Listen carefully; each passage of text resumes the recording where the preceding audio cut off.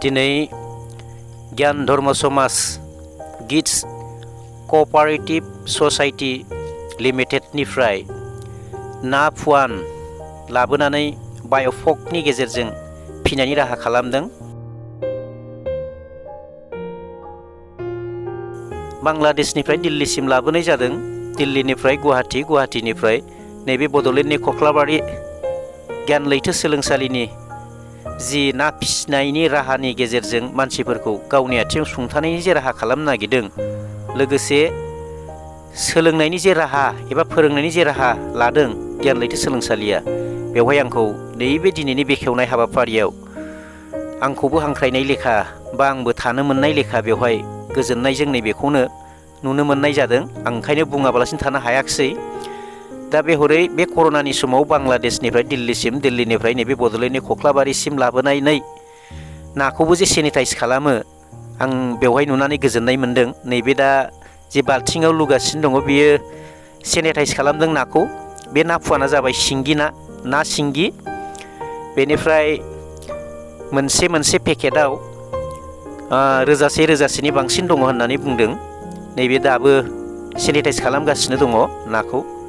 मोनसे पेकेटसेयाव रोजासेनि बांसिन दं होननानै बुंदों बिथांमोना। ना सिंगिनि फुवाना 4 पेकेटखौ आं नुनो मोनदों।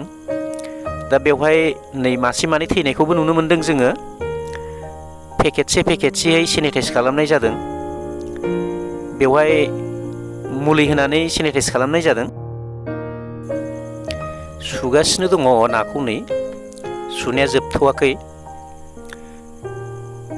दा बेबादिनो सुनायखौ जों नुबाय थानो मोनदों। दानि मुगायाव गोनोखोआरि आयदानि गेजेरजों जि ना फिनायनि राहा लादों, बे खोब बाख्नायथाव जादों। बेखौ नुनानै आं गोजोननो हादों। बेबायदि फिनायनि राहानि गेजेरजों गोबां गावबा गावनि आथिङाव गसंनायनि जि रां खामायनायनि राहा, बेवहाय सरकारि भाबै थाबैनो रां अनसुंथाइ होनानै बेकार जेंनाखौ सुफुंनायनि मोनसे राहाबो लानो हागोन होननानै जों सानदों। दा बे बेकार जेंनाखौ सुफुंनायाव गोसोबो थानो नांगोन, बेनि थाखाय राहाबो लानो नांगोन। बे राहा खालामनायावनो नैबे जि मोनसे सोलोंसालिनि गेजेरजों प्रेक्टिकेलजों लोगोसे थियरिटिकेलजों लोगोसे आखाइजों आथिंजों जि सोलोंनायनि राहा लादों, बे खोब बाख्नायथाव जादों। दा नैबे सोलोंनाय समाव जोंबो गावनि मेगनजों नुनो मोननानै जोङो गावखौ एसे एनैबाबो थारैनो रोंसिगोन होननानै जों सानो। बेवहाय फिनायनि सिगां मा राहा लानांगौ बेखौ आं सिगांनिफ्रायबो नुबोनाय जादों। नैबे गियान लैथो सोलोंसालिजों आं जिहेतुके खाथि सोमोन्दो दं हिसाबै, दा नैबे नाखौ सुबावनाय नुदों बेवहाय सेनिटाइज खालामखांनायनि उनावहाय। दा बेबायदिनो सुबाय थागोन बिसोरो जेब्लासिम सुनाया जायागौमानि। दा बे सुनायनि समावनो आङो खायसे बाथ्राखौ बुंनो नागिरनाया बेनोदि, बे नाखौ फिनायनि गेजेरजों गावनो गावनि आथिङाव गसंनायनि जि जायफोरा सिमां दङ, बे सिमांखौ मोगथां जाफुंहोनायाव नैबे गियान धर्म समाजनिफ्राय एबा गिड्स क'अपारेटिभ ससाइटि लिमिटेडनिफ्राय लानाय जि हाबाफारि, बेखौ जों बाख्नायनांगोन। दा बेबायदि खुगाजों आखाइजों जयै समानै जेब्ला मावनाय जायो, अब्लानो जाफुंसारनायखौ जों मोननो हायो। नाथाय जेराव खुगायावल' बुंनानै आखाइजों आथिंजों मावनायखौ नुवा, अब्लानो जों जाफुंसारनायखौ नुनो मोना। दा नाथाय नैबेवहाय आखाइजों आथिंजोंबो खुगाजोंबो गासै नांनायखौ नुनो मोननाय जादों। जों ओंखायनो नैबे गिड्स क'अपारेटिभ ससाइटि लिमिटेडनि जाय सोद्रोमाफोर दङ, बिथांमोननो थारैनो सरकारनिफ्राय हेफाजाब होनायनि राहा खालामोब्ला गोबां मानसिफ्रा बेवहाय थांना थानायनि राहाखौ मोनगोन। आरो सरकारा गोनोखोनि मुगाजों बाय'फ्ल'कनि गेजेरजों ना फिसिनायनि जि राहा लादों, बेवहाय नैबे गियान धर्म समाजनिफ्राय गियान लैथो सोलोंसालियाव ट्रेनिं होनो लानाया एबा प्रेक्टिकेलनि गेजेरजों फोरोंनो लानाया जोबोर हेफाजाब खालामगोन होननानै जों सानो। दा ओंखायनो बेवहाय गुबुनफ्राबो फैनानै ट्रेनिं लानायनि राहाखौ खालामनो हागोन होननानै जों सानो आरो बे खाबुखौ बिथांमोना खालामनाय जादों होननानै जों मिथिनानै मोनदों। जाय बिथांमोना प्रेक्टिकेलजों लोगोसे थियरिटिकेलजों लोगोसे सानफ्रामबो मेगनजों खुगाजों नांथाबनानै सोलोंनायनि राहा खालामो बिथांमोना बेबायदि सोलोंनायनि राहाजों बिथांमोना सोलोंसाफोरनो रोंनायनि उनाव गांफा गांफा फोरमान बिलाइ एबा सार्टिफिकेट होनायनि राहा खालामदों होननानै जों मिथिनो मोनदों।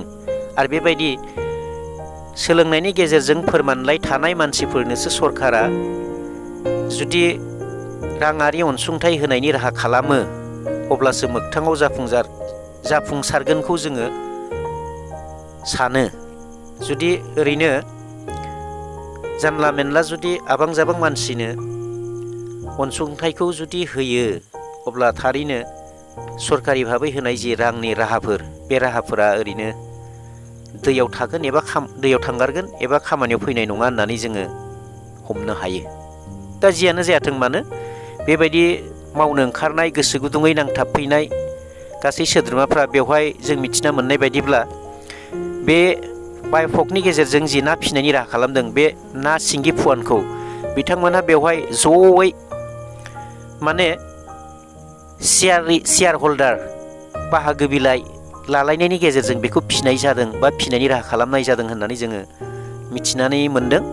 दा ओंखायनो बेवहाय गोबां हेफाजाब मोननो थाखाय बिथांमोना बयनिफ्रायबो मदद मोननायखौ सहाय होनायखौ लुबैदों। नैबे दा जि टारपलिननि मोनसे टेंकि बे टेंकियाव बिथांमोना नाखौ होबाय नै दा बे टेंकियाव बे फिसा फिसा जि प्लास्टिकनि दङ नै बेफोरो अक्सिजेन होनायनि राहाबो खालामदों बिथांमोना बेबायदि अक्सिजेन होनाय जायो। नै बिथांमोना नायगासिनो दङ। दा बेवहाय नैबे नाखौ होखांबाय बिथांमोना बे जे फुलाव जे जादों बे अक्सिजेन बियो मेसिनजों अक्सिजेन होनाय जादों।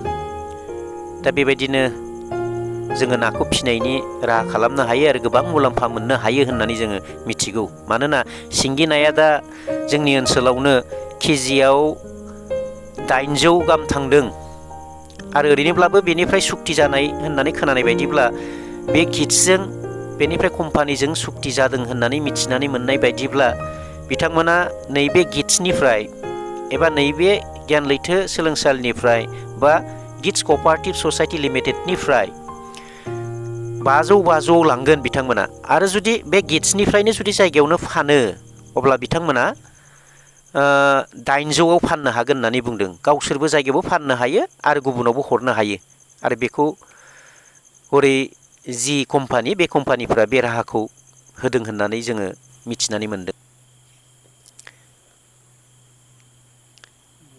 दा नैबे न' सिङावबो फिसिनो हायो आरो फोथारावबो फिसिनो हायो। दा नैबे नाया फिसा फिसा दा गोबां गेदेर फुख्रि नांगौनि गोनांथि गैया। एसेनोसै गोजोन्थों।